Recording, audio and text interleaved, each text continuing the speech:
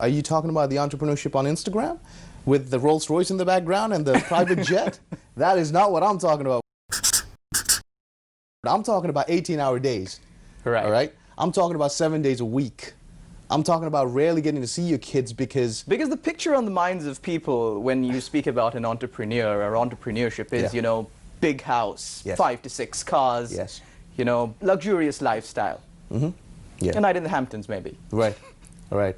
Yeah, that is so not what I'm talking about. Real entrepreneurship is very different. Right. And somebody in it for real will tell you that. It's hard work. It's a lot of work. It's a lot of commitment. Right. And forget about your personal life. The greatest challenge that we have is balancing that out, right, with your family life. And that's it's very difficult when your kids are growing up and you don't want to miss any of that stuff as well.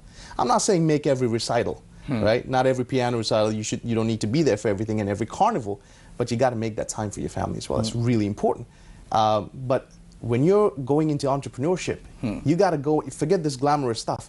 If you're going in for the glamour, you failed already. Right. It's over, right? If you're getting there for the end result, forget about it. You got to love the process. And if you don't love the process of it, if you don't love the process of building stuff, motivating people, because I mean, if you're going to be an entrepreneur, you're going to have people working for you.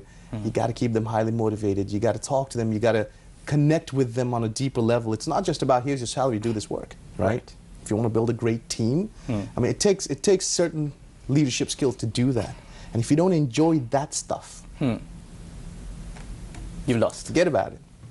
As a result, you may get the big house and the nice car. But even as an entrepreneur, if I see somebody who's made a few $100 million and they're blowing it on a car or on a private jet or something like that, I question whether they're making the right decisions there either. You know, if you have the money, go for it. You know, I don't mind. But most entrepreneurs I know don't really need that stuff. Right. Because that's not what they're focused on. They may have a nice car, they may have a, but that's far less than they're worth. Because every last dollar they have is invested somewhere else. Right. That's what they do. So it's a continuing process. It never ends. Yeah.